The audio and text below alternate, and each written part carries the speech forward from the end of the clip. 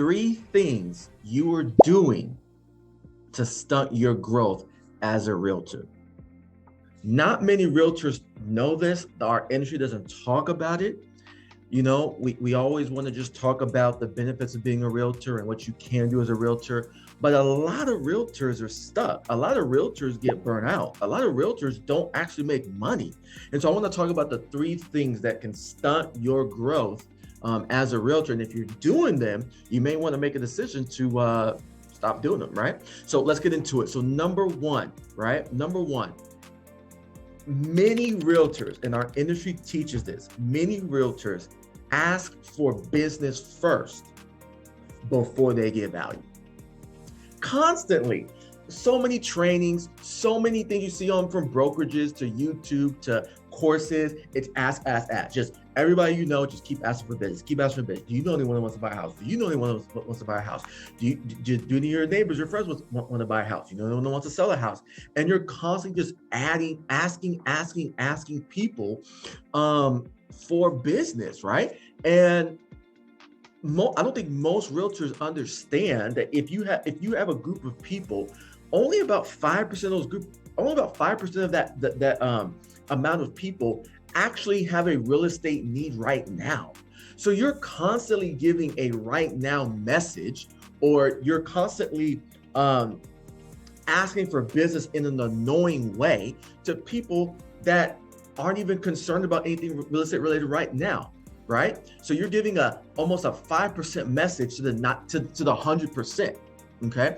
And so one piece of advice I can give to this is, in one rule we have at Uprise, and by the way, my name is Adam. I'm the founder and CEO of Uprise Real Estate Partners. One thing that we train our agents to do is you better not ask for business until you've given someone something of value.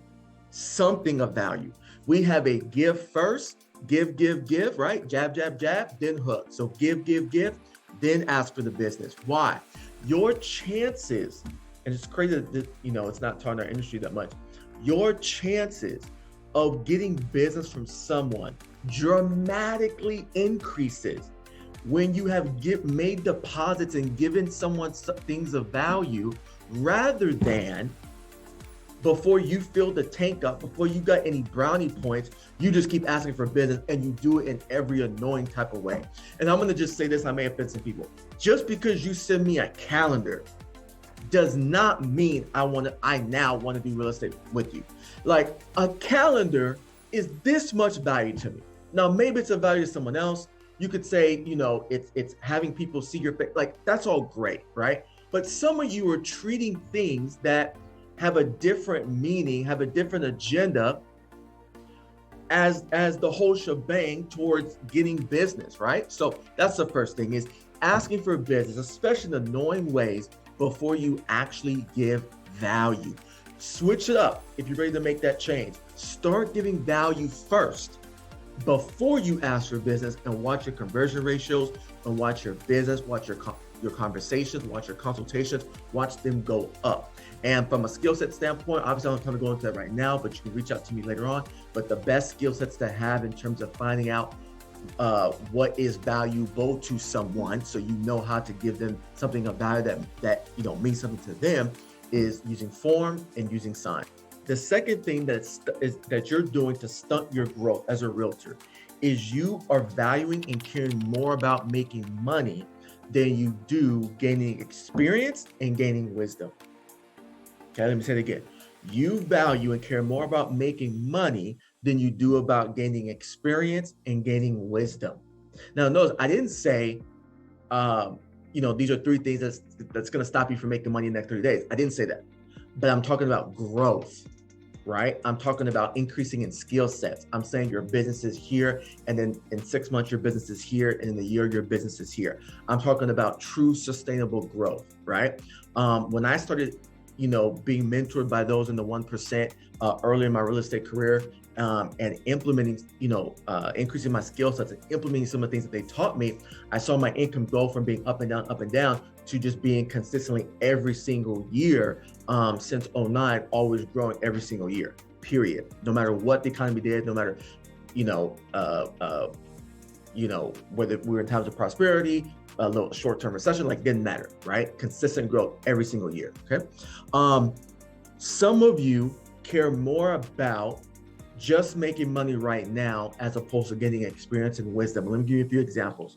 Some of you have an opportunity to do a deal, right? Have an opportunity to do a deal, but if it's not in a certain price point, if it's not in a certain area, you don't want to do it, right? Because you feel it's not enough money, right? You're missing out on the opportunity to sharpen your skill set. You're missing out on the opportunity to gain experience and gain more wisdom. Because, you know, when you start doing a whole bunch of different buyer leads, buyer deals, you start noticing that from the type, there's all these different type of clients, depending on the house, there's all these different type of houses that affect the deal. There's all these different type of lenders. There's all these different type of inspectors. There's all these different type of appraisers.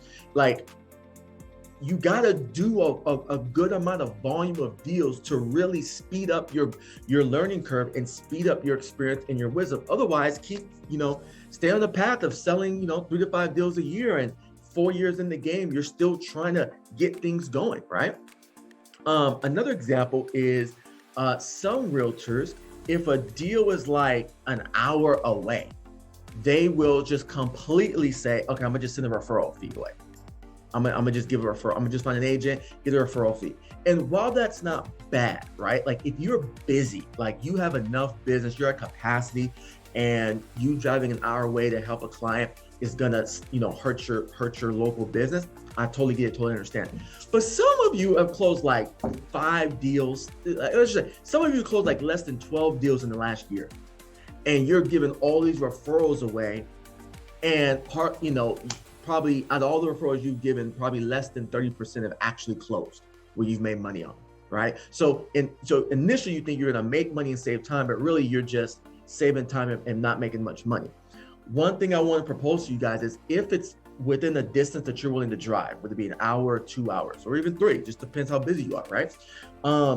If you're willing to make the drive, as opposed to just giving out as a referral to another agent, consider either servicing that client yourself, so you get to understand another market, right? And then compare it to yours, right? So you're getting, now you increase your capacity, your knowledge, and it's another opportunity to work with just another client and gain experience with whatever challenges that deal presents, okay? And sharpen your skill sets. In addition, in addition to working the deal whole yourself, before you just send it out as a referral, consider finding an agent who's willing to co-list or partner with you on the deal 50-50, right? See if you can find an agent where you'll do the prep work and the beginning part, and you have your roles and responsibilities, and they do, they have their local part, right? And their roles and responsibilities. And for both parties doing their thing, you guys split the deal. Well, what does that do for you? One, it allows you to maintain the relationship with the client because you're still in the deal. 2, it allows you to still gain some experience, and not just the experience you have, but allows you to gain some experience working with another realtor in that local market. And maybe they share some things, do some things, reveal some things to you that you didn't even know. So now you're gaining more experience. Now you're gaining more knowledge, right? Your context has increased, right? So just some things to think about. And then number 3,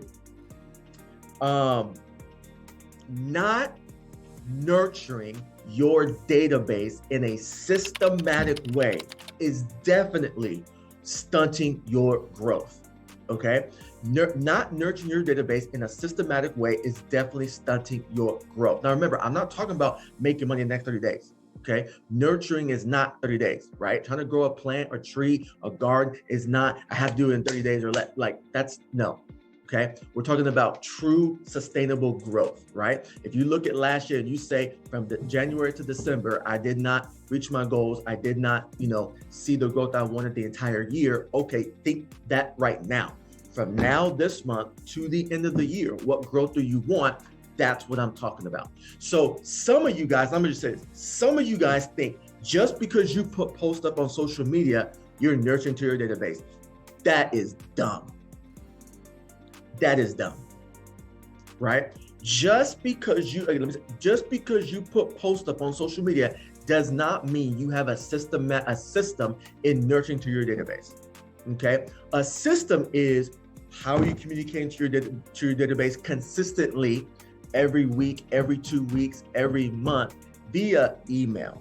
How are you communicating and nurturing to your database every week, every 2 weeks, every month through your social media channels and accounts, right? How many people are you adding to your database, both on social media and to your CRM, which many of you don't have, to your CRM consistently every week, every 2 weeks, every month, right?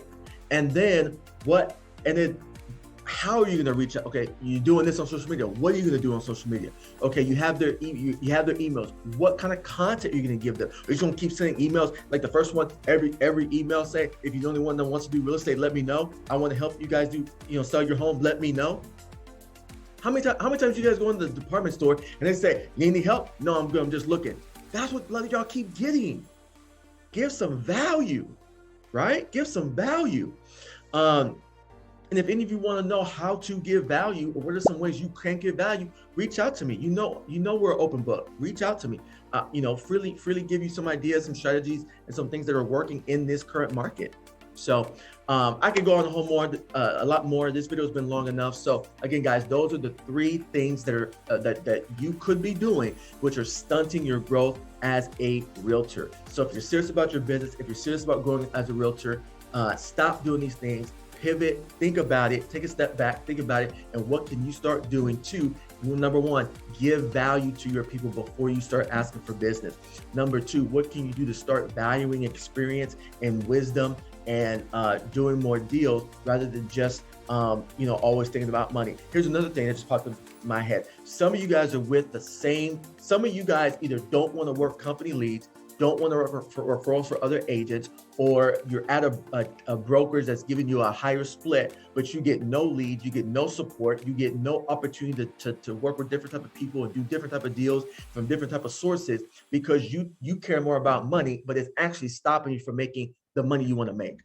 All right, let me keep going. And then number 3, not systematically nurturing your database and sphere of influence through various channels, and doing it by giving true value to the things that they want. So that's it. Again, guys, if you have any questions, if there's any way we can support you, reach out to me. Other than that, I'll talk to you soon.